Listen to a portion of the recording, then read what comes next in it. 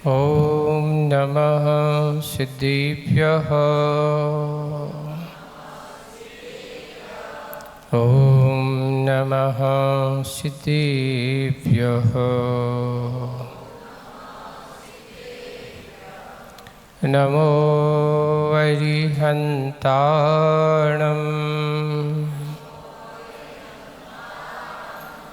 नमो सिद्धाणं।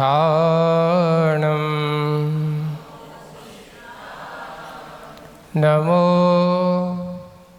आयरीयाणं।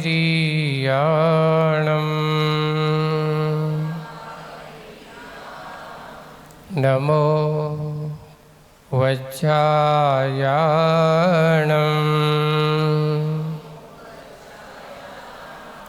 नमो लोये सव्यसाहुणम्।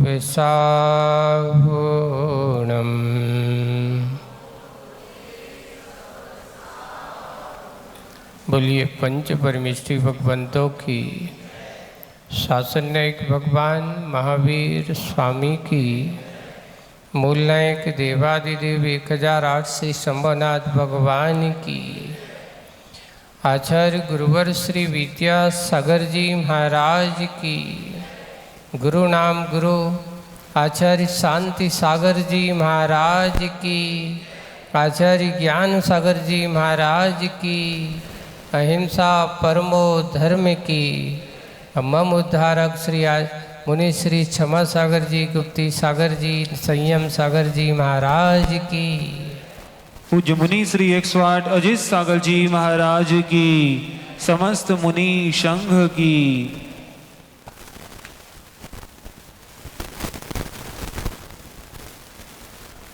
एक कवि की एक पंक्ति है, मौत उसकी जो जमाना करे अफसोस, यों तो सभी आए हैं मरने के लिए।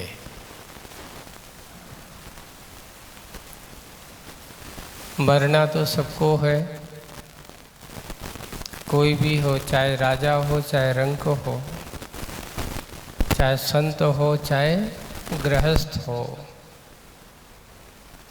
सबकी विदाई एक ना एक दिन होती ही है।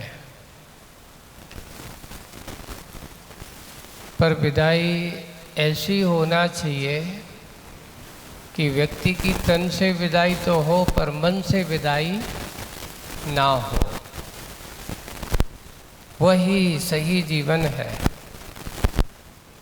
वही सार्थक मनुष्य पर्याय की सार्थकता है। आज हम जिनका समाधि दिवस मना रहे हैं, पूरे के पूरे 69 साल पूरे हो गए, 70वां साल चालू हो रहा है। ऐसे आचार्य शांति सागर जी महाराज,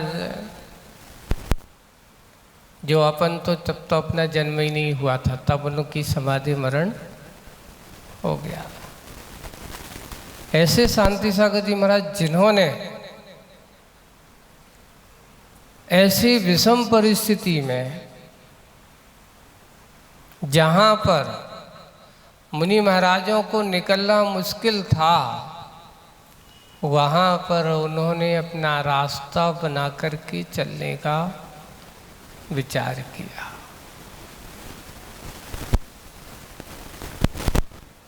आचार्य शांति सागर जी महाराज के बारे में पढ़ा, क्योंकि अब सुना तो है नहीं है, उनको सुना तो अपन ने। जो पढ़ कर के ज्ञात किया और जाना पहचाना, उसकी खोजबीन की, बहुत कुछ लिखने का प्रयास भी चल रहा है।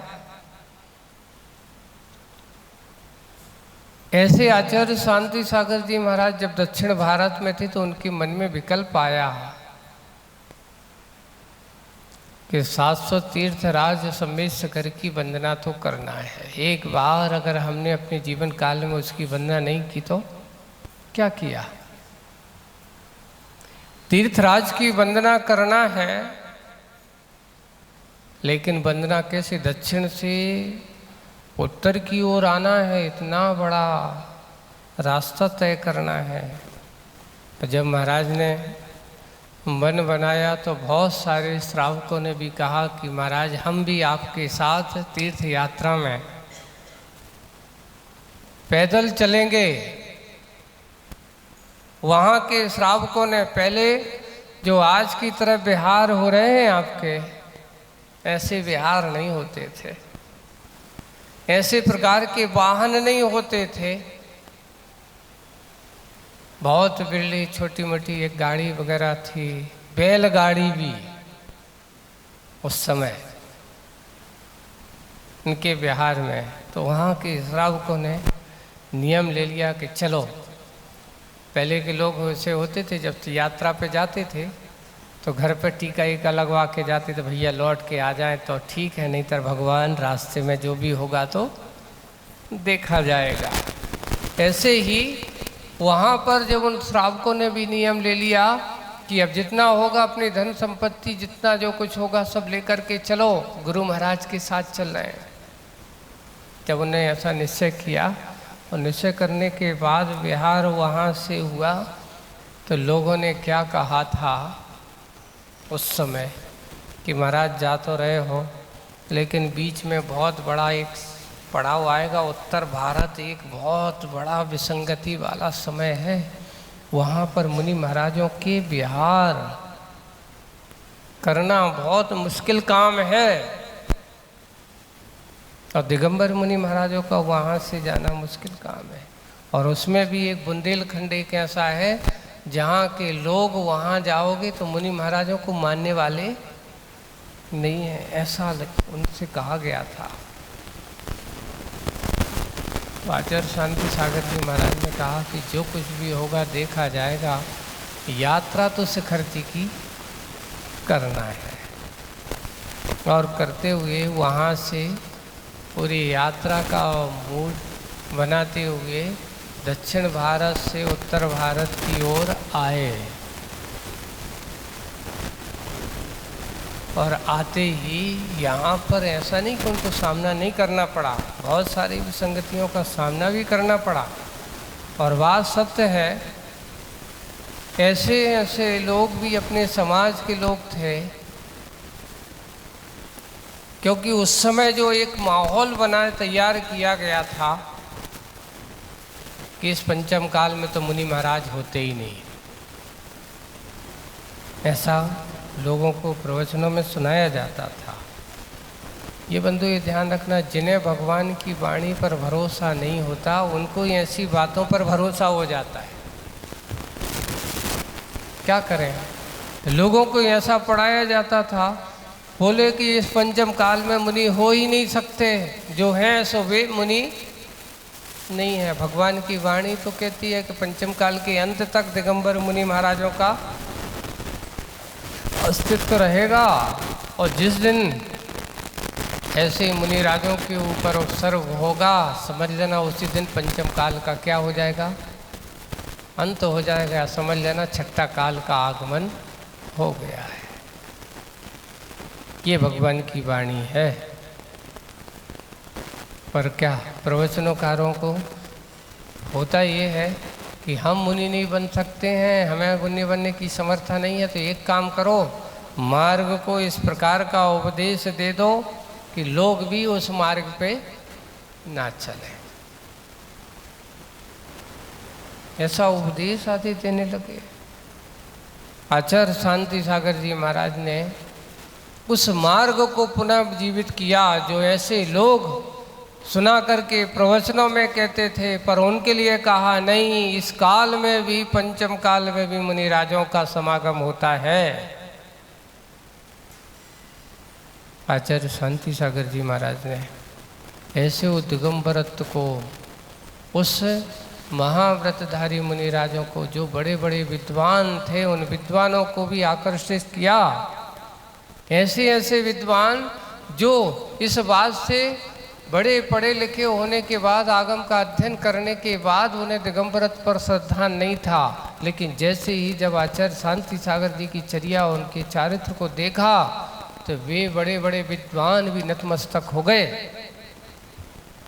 उनमें से एक विद्वान का मैं बात कहना चाहूँगा उन्होंने कहा कि महाराज मेरी भी साइकोलॉजी ऐसी बन गई थी कि वास्तविक जो सुनते सुनते पढ़ते पढ़ते कि मैं भी ऐसा मानने लगा था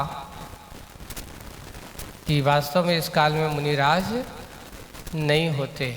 लेकिन जब उनका यहाँ आगमन हुआ सन 1928 में, उनका चतुर्मास हुआ मध्य प्रदेश की कटनी में, बुंदेलखंड में, एक ही चतुर्मास हुआ है उनका। और वहाँ के भी जाने माने विद्वान थे, आप लोगों को पता, उनका नाम था पंडित जगन मोहन लाल जी शास्त्री।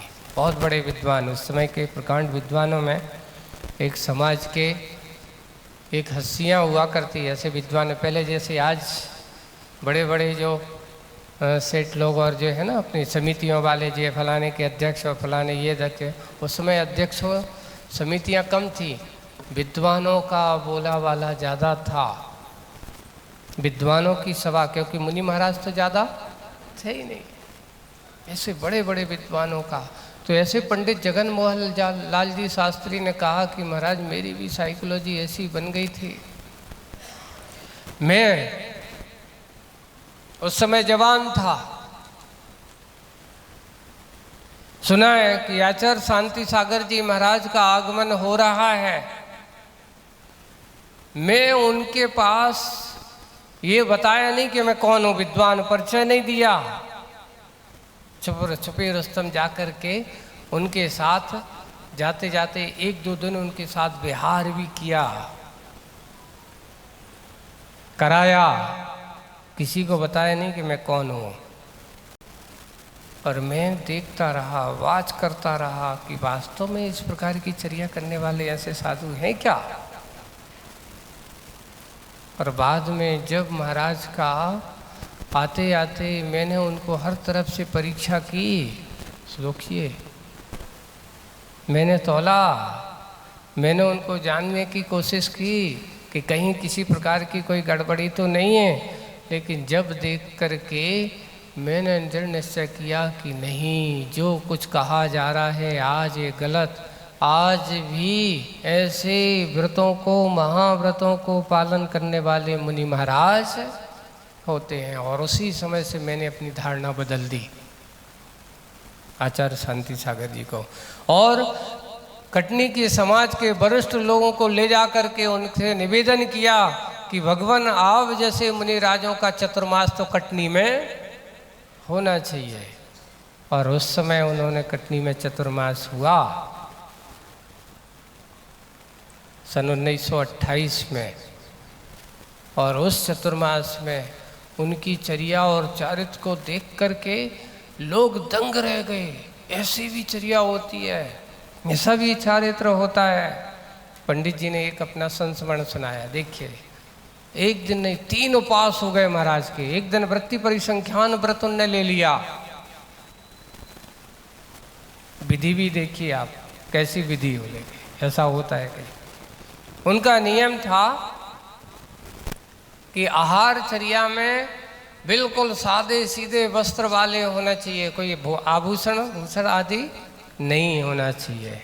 यहाँ तक कि हाथ में जो पहले वो पट्टे वाली घड़ी पहनते ना, अब तो ये चैन वाली है, पहले वो काला पट्टे वाली घड़ी रहती थी, है ना, तो वो घड़ी अगर कोई पहने तो उनसे आहार नहीं लेते थे। तो महाराज ने विधि ले ली। क्या विधि ली होगी? उनकी विधि उनने ली कि जो घड़ी पहने पड़गान करेगा उसके यहाँ जाएंगे। अब आप सोच लो, आहार लेने की बात नहीं है, पड़गान करने की विधि बहुत हो सकती है। और ये भी नियम है कि जो घड़ी पहने होगा उससे आहार लेना नहीं है। पड़गान करने में देखो, अपने आप को परीक्षा करने में इतने प्रकांड वो थे। तो हुआ एक कि पंडित जी का लगा था चौका। अब महाराज क्या हुआ कि 2 दिन के उपवास हो गया, तीसरा उपवास आज हो जाए कोई भरोसा नहीं है। क्यों? महाराज की विधि नहीं मिल रही। कटनी नगर में इतने चौके लगे हैं, उन चौकों में भी विधि नहीं मिल रही, क्योंकि सबको मालूम है कि महाराज घड़ी पहने वालों से आहार नहीं लेते। अब कौन पहनेगा घड़ी बताओ? और आज विधि क्या ले ली? 2 उपवास हो गए, तीसरा उपवास तो बोले पंडित जी क्या है कि मैं भी अब परेशान हो गया भैया। तो मैं तो दुकान पे, वहीं उनकी मंदिर के बाजू में उनकी दुकान थी, बेटे वगैरह वहीं पे थे, तो वहीं पर अपना काम करते थे। महाराज निकल गए, अब तो वे निकल गए, अब लौट के आएंगे नहीं। तो मैं पड़गान करने के पहले मैंने क्या कर दी थी, घड़ी रख दी। अब वो निकल गए तो मैं वहीं पर गया, अपनी घड़ी उठाई, पहन करके बैठ गया, क्योंकि महाराज तो लौट के आएंगे नहीं। लेकिन महाराज को विधि नहीं मिली, लौट करके आए। अब मुझे ध्यान नहीं रहा घड़ी उतारने का, है ना, मुझे ध्यान नहीं रहा। और हड़बड़ी में मैंने कलश उठाया और सबके परिवार के साथ मैं भी खड़ा हो गया और घूम करके महाराज आए और पड़गान हो गया। सोचो ऐसी खुशी, इतना आनंद, सोचो कैसा लगता होगा उस समय कि जब ऐसी भैया इस प्रकार के 2 दिन के उपवास के बाद तीसरा उपवास और ना हो जाए। सब लोग चिंतित हैं और चिंतित होने के कारण से, और जैसे ही पंडित जी का यहाँ पड़गान हुआ महाराज जी का, पूरी कटनी में क्या पूरे लोग ऐसे तालियों खुश हो गए। पंडित जी के यहाँ पड़गान हुआ, महाराज का आहार हुआ।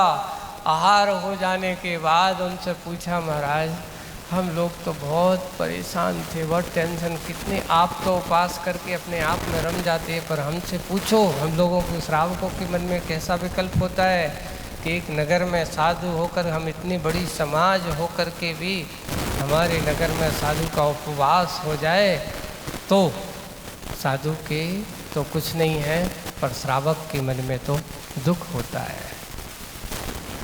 ऐसा मन में उसको विचार, ऐसा विचार करते हुए महाराज आज तो हमारा बड़ो अहोभाग्य था, पुण्यों का उदय था, लेकिन हम समझ नहीं पाए कि आज आपकी विधि काय की थी, है?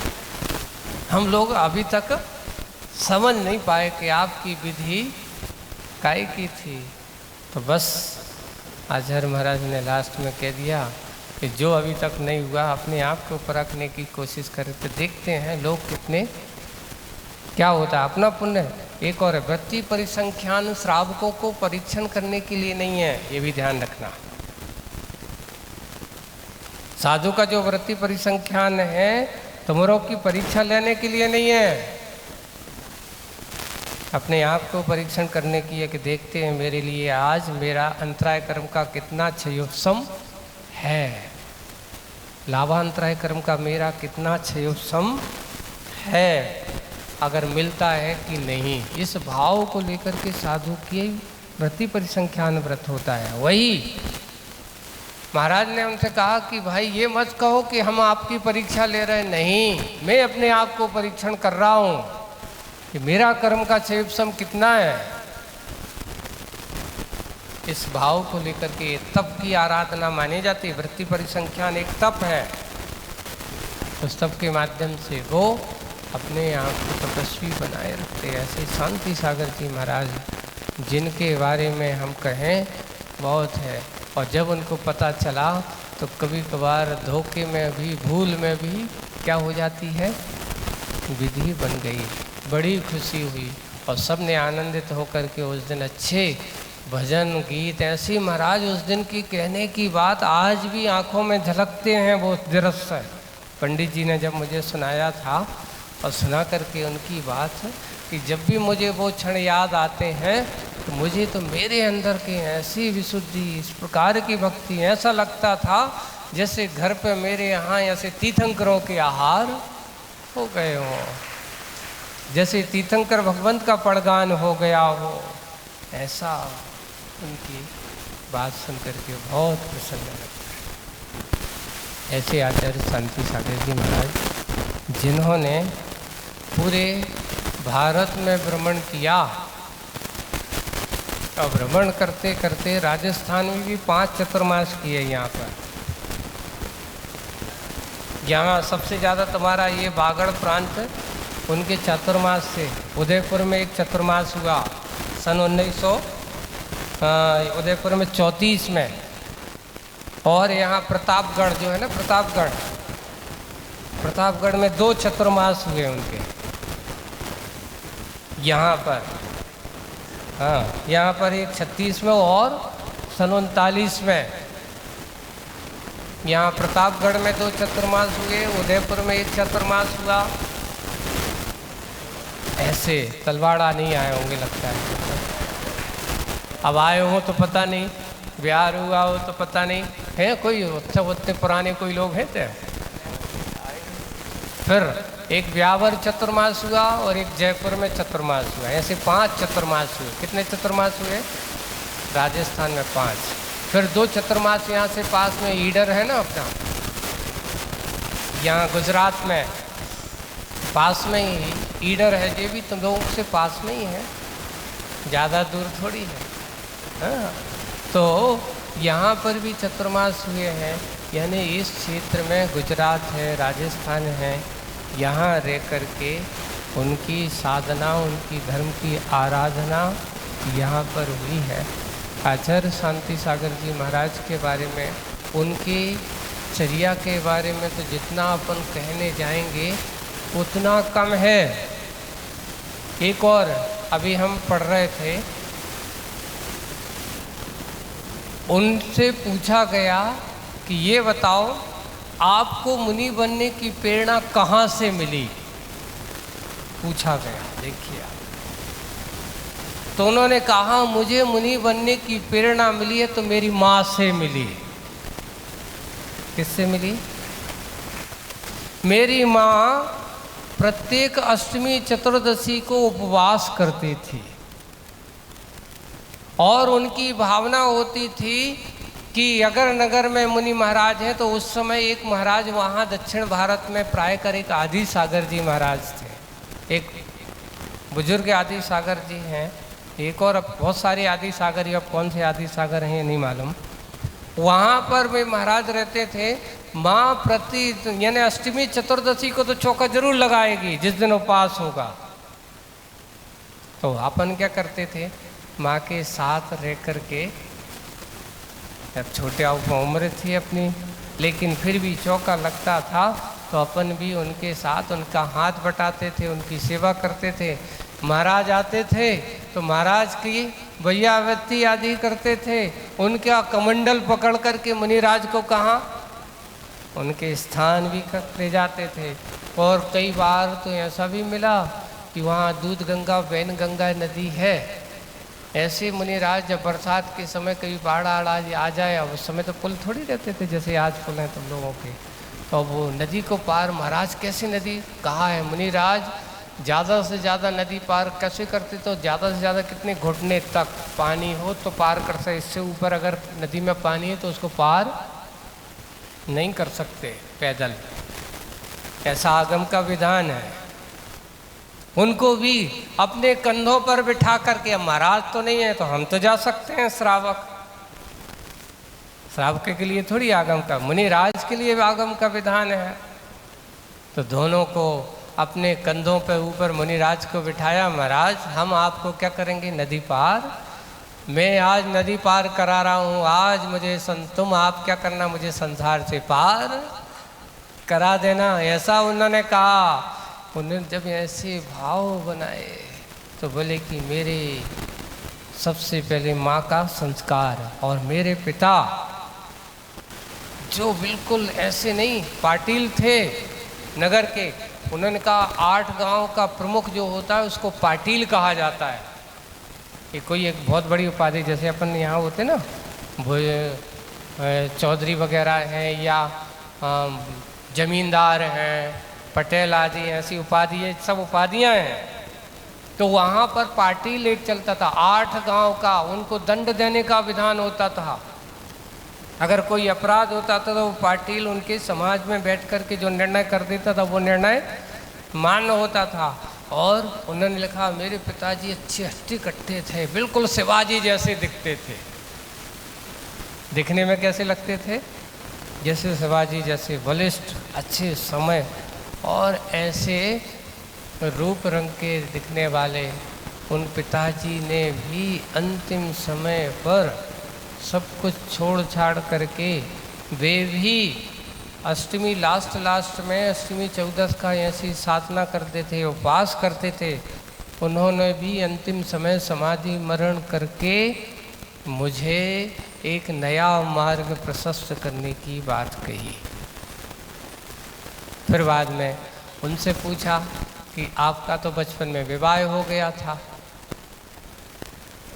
तो वो शांति सागर जी महाराज कहते हैं, भैया वो तो क्या करें, इन घर गृहस्थी वालों को, इन्हों को ज़्यादा मोह, मेरा विवाह करने का कोई मन नहीं था।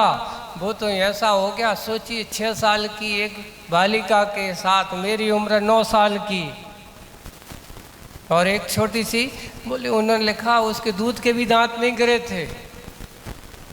वो तो लगता है बड़े लोगों को मन के मोही संसारी आत्माएं हैं और संसारी आत्माओं की दशा उनकी ऐसी भाव थे और उन्होंने अपने मन को बनाने के लिए विवाह कर दिया। उनका उन लोगों ने तो मान लिया, पर मैंने कभी इस रूप में उसको देखा ही नहीं। पर संयोग ऐसा ही हुआ कि 1-2 साल में वो कुछ हुआ और वो मेरे हिसाब से 1-2 साल विवाह के बाद 1-2 साल बीमारी हो गई। 6 महीने के भीतर वो बिटिया का स्वर्गवास हो गया। उसके बाद दृढ़ निश्चय कर लिया कि अब मैं कभी विवाह नहीं करूँगा। मन तो था ही नहीं, पर लोगों के मन को मनाने के लिए ऐसा किया गया था। और आज जिनके बारे में ऐसा लिखा जा रहा है, जिनके बारे में सुना जा रहा है, ऐसे आचार्य शांति सागर जी महाराज का समाधि दिवस, जिन्होंने पूरे के पूरे 35-36 साल तक मुनि बन कर के संयम की साधना की। उनके सन 1915 में छुल्लक दीक्षा ली उन्होंने। कितने सन में?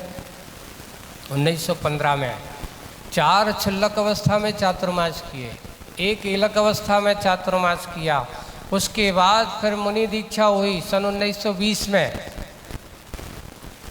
1920 में उनकी मुनि दीक्षा हुई।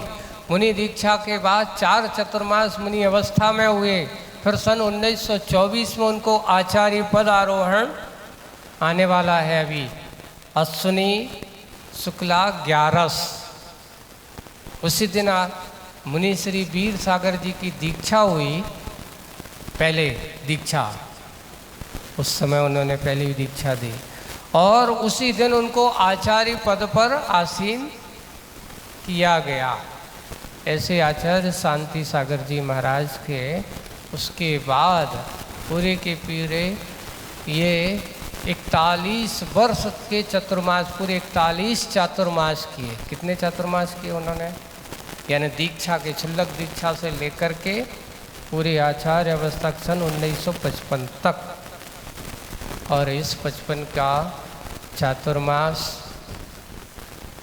कुंथलगिरी की उस देशभूषण पुष्पभूषण महाराज की सन्निधि में चल रहा था। और वहाँ पर उन्होंने अपने आप को देखा कि अब मेरा शरीर समर्थ नहीं है। तो उन्होंने, अभी मैं पंडित दिवाकर जी की वो पढ़ रहा था, और उन्होंने एक बहुत अच्छे अन्न का त्याग, सिर्फ पानी रखा। 15 अगस्त सन 1955 को, जिस दिन भारत स्वतंत्र हुआ था, उस दिन से उन्होंने अन्न का त्याग कर दिया, समस्त प्रकार के अन्न का त्याग। मात्र पानी को बीच बीच में ऐसा 36 उपवास की साधना करते करते और अंतिम 2 दिन तक तो निराजल निरुपवास पूरे के पूरे रहते हुए आचार्य शांति सागर जी ने आज की प्रत्यूष वेला में प्रातःकाल 6 बजकर के, शायद ऐसा भी समय पता चला, 50 मिनट की सुबह के समय में आचार्य शांति सागर जी महाराज का समाधि मरण आज की तिथि में हुआ था। ऐसे महान ऋषि जिनके बारे में आज श्रवण परंपरा को गौरवान्वित हो रही है, जिन्होंने बहुत सारी विसंगतियाँ जो समाज में आने वाली थी उसको दूर किया, श्रवण परंपरा का और अपनी जिन संस्कृति के ऊपर भी बहुत सारा ऐसा आपत्तियां आई, लोगों ने उस समय एक बहुत बड़ी विसंगति आई थी कि अपने मंदिरों में सब कोई प्रवेश कर सकता है, इसको रोक टोक नहीं होना चाहिए, मंदिर तो सभी के होते हैं, भगवान सबके लिए होते हैं। पर उस समय आचार्य शांति सागर जी महाराज ने कहा मंदिर सबके होते, भगवान के प्रति मेरा है, लेकिन फिर भी हमारे मंदिरों की एक मर्यादा अलग हुआ करती है। और उन्होंने कम से कम 9 महीने तक एक बहुत बड़ा अनशन, उन्होंने अन्न का त्याग करके एक मात्र दूध और एक फल लेना, जब तक आप ये प्रतिबंध नहीं हटाएंगे तब तक मैं अन्न का ग्रहण नहीं करूंगा। यहाँ तक कि पूरी की पूरी सरकार हिल गई थी। और आखिर इस प्रकार के नियम से, हाँ, इस प्रकार के नियम से उन्होंने सरकार से कहा कि आपका जो कहना है उस बात को स्वीकार किया जाएगा, आपके मंदिरों में हर कोई प्रवेश नहीं करेगा। इस प्रकार आचार्य शांति सागर जी महाराज का व्यक्तित्व हम सब श्रवण संस्कृति के साथ साथ जिन शासन के लिए गौरवान्वित है। इसलिए आज उनके जो डाला हुआ बीज है, उनके बताए हुए मार्ग पर ऐसी ये श्रवण परंपरा चली आ रही है। आज वो फलीभूति देखते हुए उसी श्रवण परंपरा में एक आचार्य वीर सागर जी महाराज, जिनको उन्होंने अपना आचार्य पद दिया, फिर वो वीर सागर जी के बाद शिव सागर जी महाराज हुए, शिव सागर जी के बाद फिर हमारे धर्म सागर जी महाराज का हुआ, और धर्म सागर जी के बाद अजित सागर जी आए, और अजित सागर जी के उसी धर्म सागर जी के समय ही शिव सागर जी महाराज के प्रथम शिष्य आचार्य ज्ञान सागर जी महाराज थे। यहाँ पर एक प्रसंग बहुत अच्छा है उस पर कि किशनगढ़ या अजमेर की बात है, धर्म सागर जी और ज्ञान सागर जी दोनों गुरु भाई। अब इतना है कि ज्ञान सागर जी बड़े थे, प्रथम दीक्षित थे, धर्म सागर जी महाराज उनके बाद के दीक्षित थे। ज्ञान सागर जी महाराज संघ में समस्त साधुगणों को, त्यागी व्यक्ति गणों को पढ़ाया करते थे, वो सबको अध्ययन कराया करते थे। तो ज्ञान धर्म सागर जी महाराज कहते, भैया आप तो हमारे पहले ही से गुरु हो, शिक्षा गुरु तो आप हमारे पहले ही से हो, और हमारे गुरु के प्रथम शिष्य हो तो वरिष्ठ हो। पर हुआ ये कि क्या हुआ कि समाज शिव सागर जी महाराज की समाधि के बाद आचार्य पद किसको मिला? वो पट्ट परंपरा से धर्म सागर जी महाराज को मिला। तो ज्ञान सागर जी महाराज कहते, भैया आप बड़े हो क्योंकि आप आचार्य, वो कहता मैं आचार्य नहीं हूँ, आप बड़े हो क्योंकि आप हमारे गुरु महाराज के प्रथम शिष्य हो। वे कहते आप बैठो, वे कहते आप बैठो। फिर बाद में पता चला कि एक काम करो, सिंहासन एक, कोई नहीं, एक और सिंहासन लाओ, दोनों एक साथ एक से बैठो। ये हमारी श्रवण परंपरा के आदर्श रहे हैं। आचार्य ज्ञान सागर जी महाराज के रूप में एक धारा इधर आई और एक धारा ऐसी चली, और चलते हुए अजित सागर जी महाराज, उसके बाद आज वर्धमान सागर जी महाराज हैं उसी परंपरा में, और भी बीच बीच में और धाराएं बढ़ती चली जाती हैं। देखिए कोई भी बात होती, परंपराएं हैं, वृक्ष जब फलीभूत होता तो जितनी शाखाएं बढ़ती हैं उतने ही फल ज़्यादा लगते हैं। इसलिए शाखा कितनी भी हो जाए पर वृक्ष का मूल तो एक ही रहता है। आचार्य शांति सागर जी महाराज, जितना घना घना वृक्ष होगा उतना उतना ही हमारी छायादार होगा, सबको शांति देने वाला है। वैसे ही श्रवण संस्कृति का ये वृक्ष आचार्य शांति सागर जी ने इस 20वीं शताब्दी में लगाया।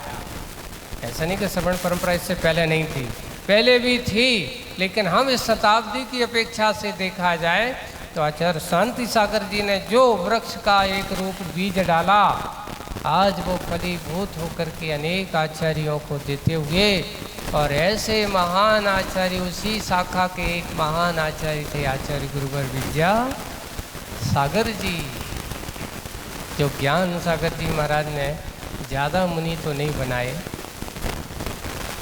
लेकिन उन्हें एक ऐसा मुनि बनाया जिसने सारे भारत में मुनियों का परिचय क्या है कि जैसे युग के सबसे पहले आचार्य शांति सागर जी महाराज ने जो एक कहना चाहिए कि समाज को और देश को एक वो बताया था कि जवाम्बर मुनि महाराज क्या होते हैं।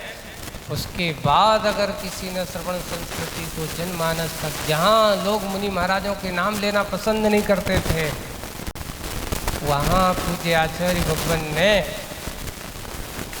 जाकर के श्रवणों की खान बना दिया।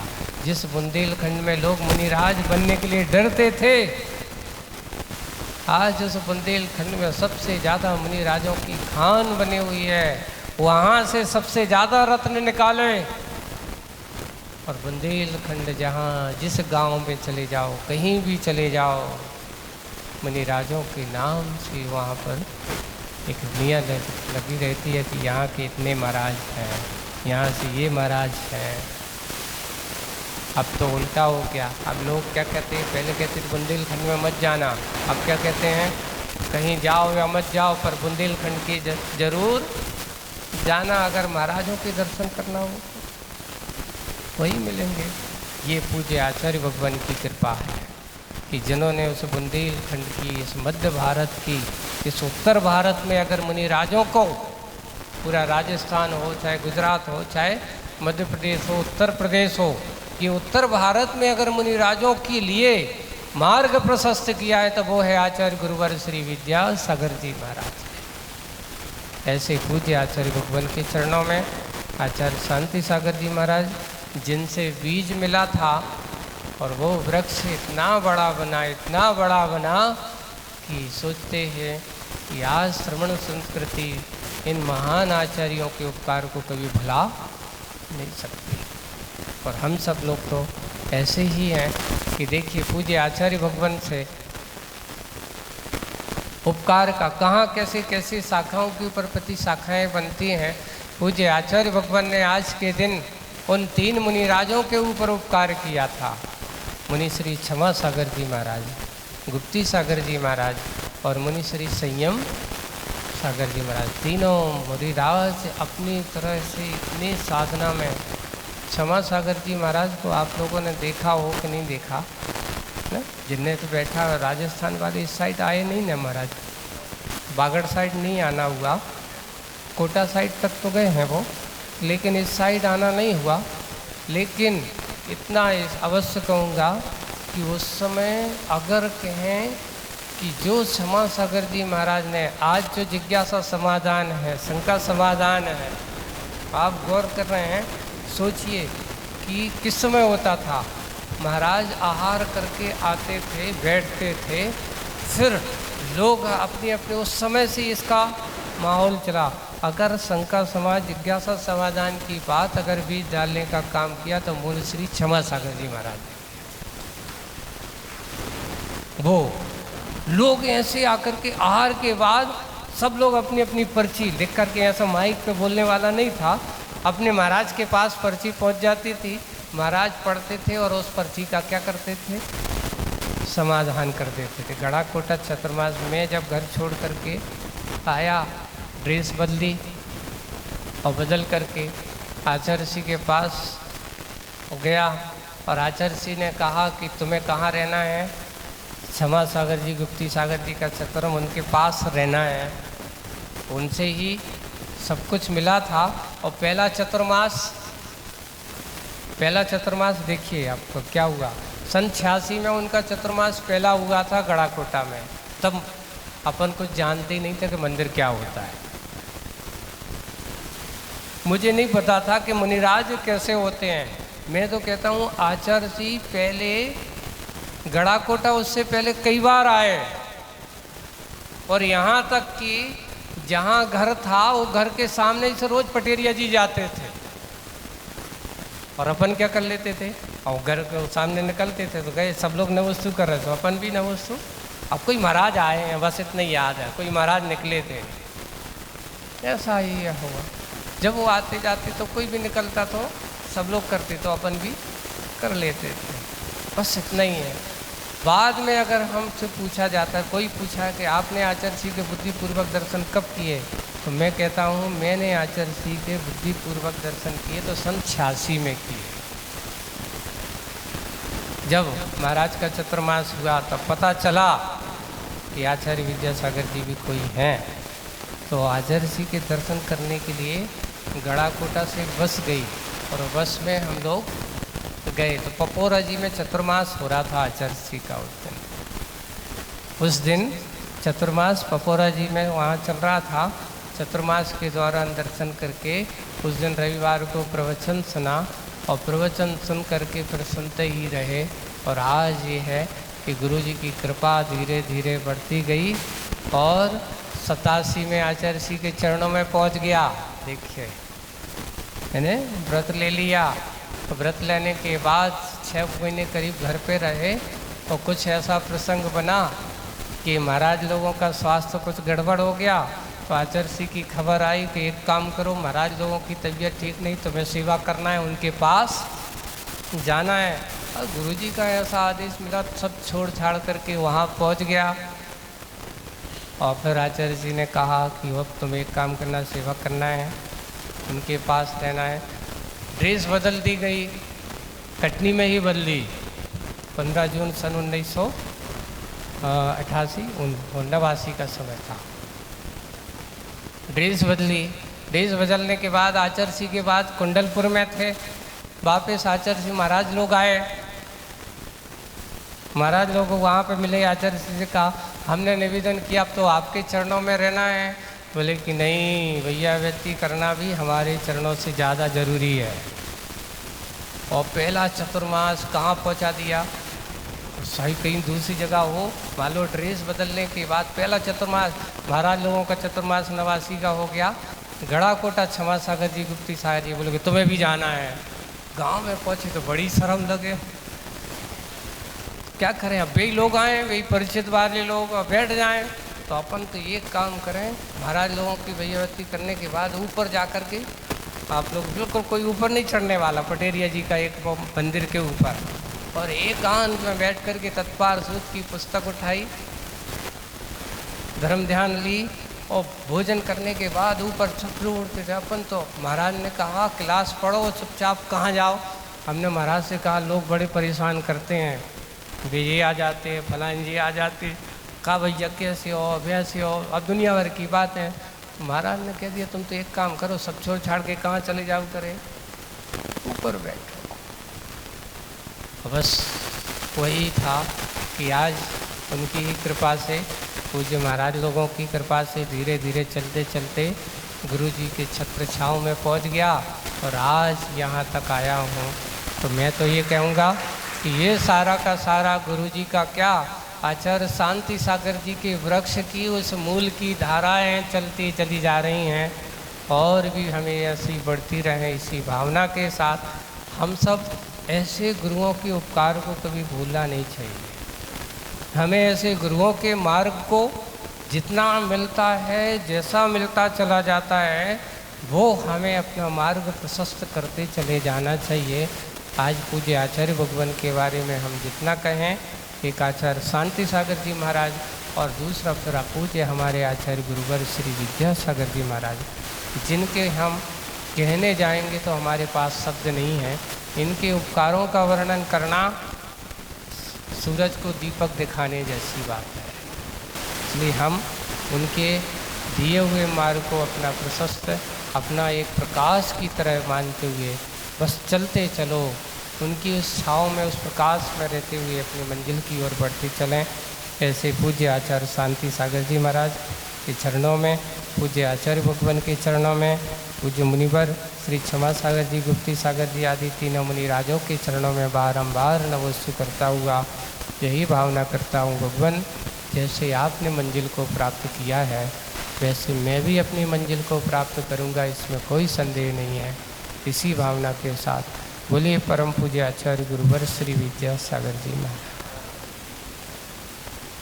बोधि समाधि परिणाम शुद्धि, स्वात्मोपलब्धि शिव शोक सिद्धि, चिंतामणि चिंतित वस्तुदाने, तुम वंदे मानस्य ममास्तु देवी। सभी लोग कायसर करेंगे।